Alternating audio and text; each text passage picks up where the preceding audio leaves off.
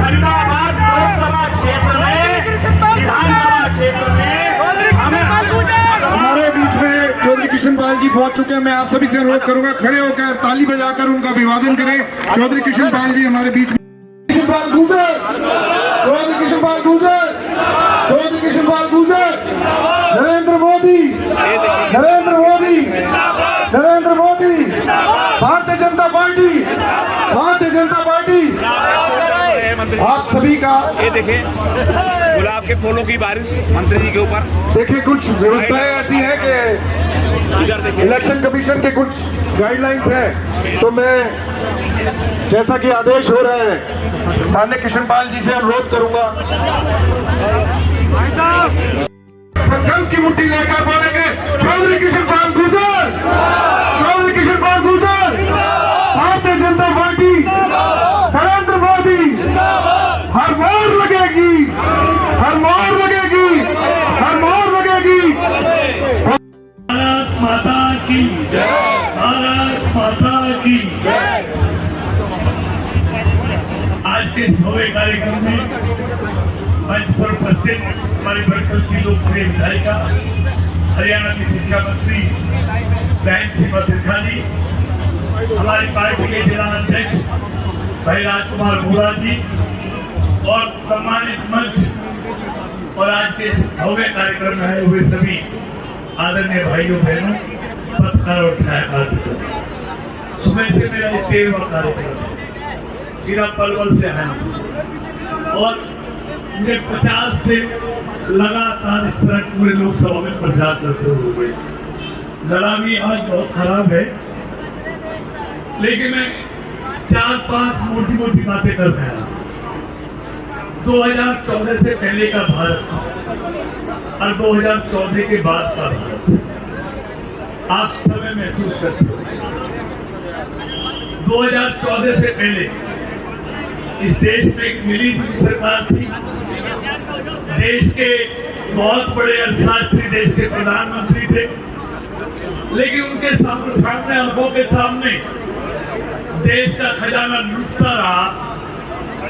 वो मजबूरी से देखते रहे। दुनिया में भारत की प्रतिष्ठा धूल में मिलती रही, बड़े बड़े मंत्री जेल जाते रहे और यही नहीं कि सिर्फ खजाना लूटा, देश में रोज कहीं ना कहीं दंगा, बम ब्लास्ट, लावारिस वस्तु, देश का एक ऐसा माहौल, ना कोई निर्णय कर पाते थे। नाइट्रोजन टैक्स वसूल हो गया था, बैंक एनपीए हो गए थे, क्योंकि जो भी प्रोजेक्ट थे वो एनवायरमेंट और फॉरेस्ट की क्लियरेंस के बगैर वो टाइम बार हो गए, बैंकों के कर्जे बढ़ते चले गए, बस देश पूरी तरह से ठप हो गया था। क्योंकि कमजोर सरकार का कमजोर प्रधानमंत्री क्यों कहलाया? क्योंकि एक भानुमति के कुंबे की सरकार थी। इसलिए लंबे समय तक भारत में उस मिली जुली सरकार का खामियाजा भुगतना। दुनिया में भारत की प्रतिष्ठा चूर चूर हो गई। दुनिया भारत को अच्छी नजरों से नहीं देखती थी।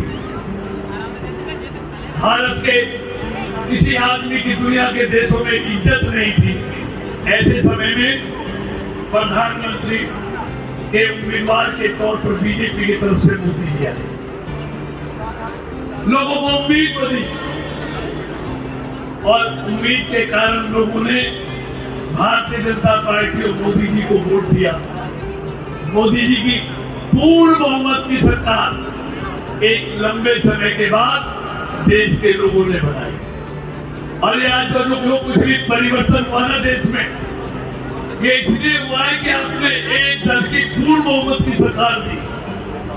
अगर ये सरकार भी अल्पमत की सरकार होती तो देश की और बड़ी दुर्दशा होती। मोदी जी को इस निर्णय नहीं कर पाते क्योंकि जो क्षेत्रीय दल होते हैं उनका एजेंडा अपना परिवार, अपने दल, अपना स्टेट, देश कोई उनके एजेंडे में नहीं होता। अब मैं सारी बातें करूंगा, सब जानकार है। इन 10 सालों में आज भारत की अर्थव्यवस्था, जब मनमोहन सिंह जैसा अर्थशास्त्री प्रधानमंत्री हो और भारत की अर्थव्यवस्था 11 से 11 पे टिकी हो, एक भी अंक आगे न बढ़ी हो, और जिसको चाय वाला कहते थे, उसने 10 सालों में भारत की अर्थव्यवस्था को 11वें नंबर से उठाकर 5वें नंबर की अर्थव्यवस्था बना दिया।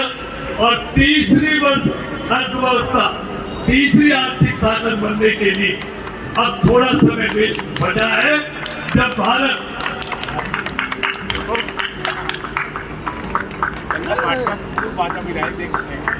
पूर्व विधायक चंदन भाटिया जी का यहाँ मंच पर पहुंचने का हार्दिक अभिनंदन। मैं आप सभी से अनुरोध करूंगा कि जोरदार तालियों से स्वागत करें उनका। चंदन भाई का स्वागत है। तो मैं नहीं बोल रहे तो वोट मैं मांग लेता हूँ। आदर और सम्मान के योग मंच पर बैठे हमारे आदरणीय पंडित जी,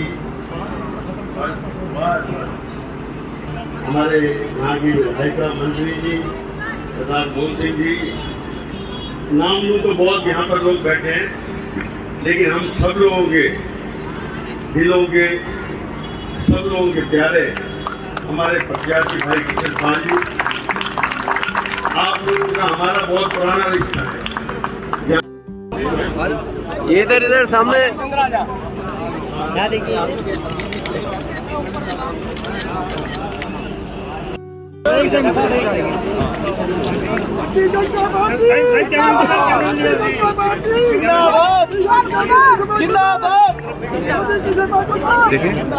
मंत्री जी का स्वागत होगा कि एक एक वोट कमल के फूल पे आप डालें और कोई आदमी चूक ना करे। ऐसा प्रधानमंत्री नहीं मिलने वाला और ऐसा हमारा भाई किशन पाल मिलेगा। हम दोनों भाई में मेरा बड़ा भाई है और कहीं कमी पेशी रही तो उसके लिए तो मैं माफी चाहता हूँ, लेकिन फिर आपसे कहूंगा कि एक एक वोट कमल के फूल पर भाई किशन पाल को डाले। और इसी के साथ ज्यादा और कुछ नहीं कहूंगा, आप सबका धन्यवाद करता हूँ। भाई किशन पाल से कहूंगा कि अपने दोस्तों, देखिए एक कहावत है ना,